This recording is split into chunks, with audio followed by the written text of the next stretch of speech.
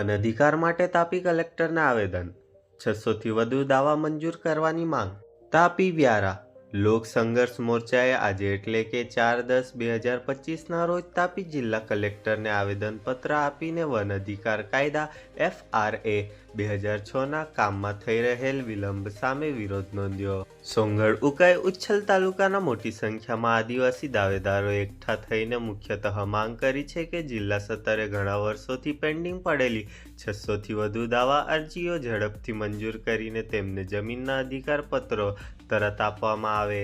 આ ઉપરાંત મોરચાએ જિલ્લાના જંગલ વિસ્તારમાં બનનાર અભયારણ્ય અને ઉકાઈ સોલર પ્રોજેક્ટનો સખત વિરોધ કરીને જણાવ્યું હતું કે આ પ્રોજેક્ટ કાયદા વિરોધ છે અને આદિવાસીની આજીવિકા છીનવી લેશે.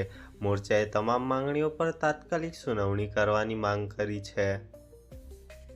હું એડવોકેટ મનોજ શ્રીમાળી આજરોજ અમદાવાદથી સ્પેસિફિક જે આ સોનગઢ તાલુકા તાપી જિલ્લો 17 ગામોના કેસીસ જે અમે નામદા ગુજરાત હાઈકોર્ટનો 2017 અને 19માં પિટિશનો કરીને ડાયરેક્શન લાવેલ છે. એમાં મોર દેન 600 કેસીસ, એમાં સમ કેસીસ ડિસિઝન લેવાયા છે, ઘણા કેસોમાં આજની તારીખમાં પણ હજુ ડિસિઝન લેવાયા નથી.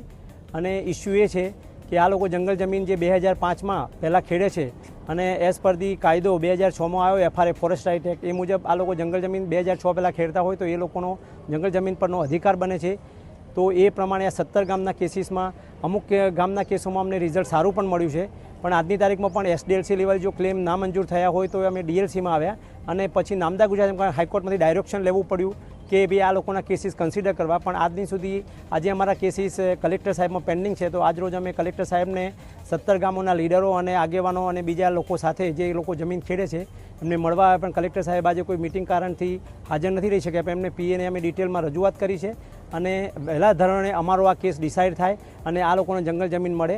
બીજી અમારી એ રજૂઆત એ છે કે જે લોકોને જમીન મળી છે તો સનદ મળી ગયા પછી એમને જે પ્રમાણે માગણી છે એ પ્રમાણેની જમીન મળી નથી. તો 3 એકર કે 4 એકર જમીન ખેડતા હોય અને માત્ર 1 એકર કે 1.5 એકર જમીનની સનદ મળી હોય તો બાકીના જમીન માટેનો પણ ઇસ્યુ અમારો પેન્ડિંગ છે.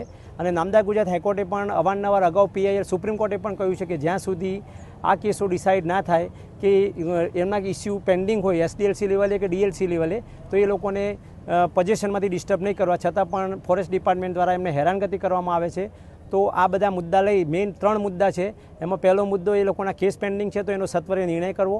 બીજો મુદ્દો કે જમીન ઓછી મળી છે તો જે બાકીની જમીન છે જે ખેડે છે એ પ્રમાણે તો એ બાબતે એનો પણ નિર્ણય કરવો. સનદ મળી ગઈ છે તો પછી આગળની પ્રક્રિયા કરવી. અને ચોથો મુદ્દો કે જ્યાં સુધી આ ઇસ્યુ પેન્ડિંગ છે ત્યાં સુધી આ લોકોને જમીનમાંથી ડિસ્ટર્બ નહીં કરવા. અને એ સિવાય આજે અમને એમના PA એક ખાસ મહત્ત્વની જાણ કરી કે સરજામલી, કુઈલીવે અને લીંબીના 134 કેસોમાં જે લોકો પાસે પુરાવા આવ્યા છે એમનું હિયરિંગ 28/10 સ્પેસિફિક રાખ્યું છે. આ લોકોને નોટિસ પણ કાઢી છે, આજે અમને જાણવા મળ્યું છે.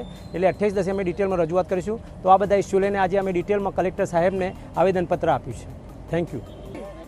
મારું નામ સવિતાબેન N ગામિત, ગામ રાવજી બુંદા, તાલુકા ઉચ્છલ. અમારા ગામે રાવજી બુંદા ગામના અંદર અમે 21 જેટલી અરજી, નવી અરજીઓ કરેલી છે. પણ અમારા જે જગ્યા કરતા છે જૂની જગ્યા બાપ દાદા કરીને ગયેલા છે, અડધા લોકોએ ભર્યા નથી એટલે અમે નવી અરજી કરેલી છે. એમાં અમને જમીન ચકાસણી માટે અમે કોઈ બી 20 તારીખ આપેલી છે અમે ટ્રાઇબલમાં.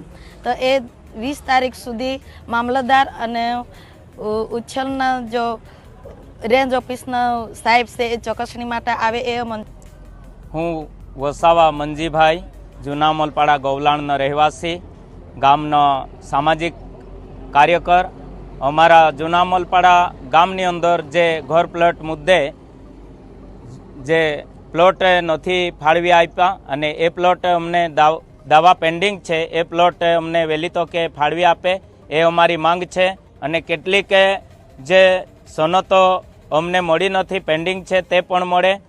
બુધવાડાની અંદર પણ એવી સનતો પેન્ડિંગ છે એ પણ મળવી જોઈએ.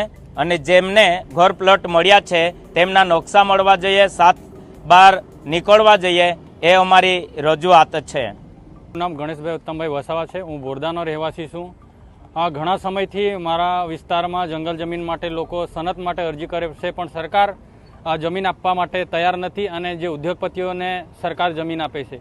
તો સરકારને અમે એ કહેવા માંગીએ છીએ કે અમે શાંતિથી સરકાર પરથી અમે જમીન માંગવા માટે આવેદનપત્ર વારંવાર આપતા છે, પણ સરકાર અમારું માનતી નથી. અગર સરકાર આવું જ કરશે તો આગળ જતાં ઇલેક્શન આવે છે તો અમે ઇલેક્શનનો બહિષ્કાર કરવા પણ તૈયાર રહીશું. હાલ ચૂંટાયેલ પ્રતિનિધિઓ તમને કેવો પ્રતિસાદ આપે?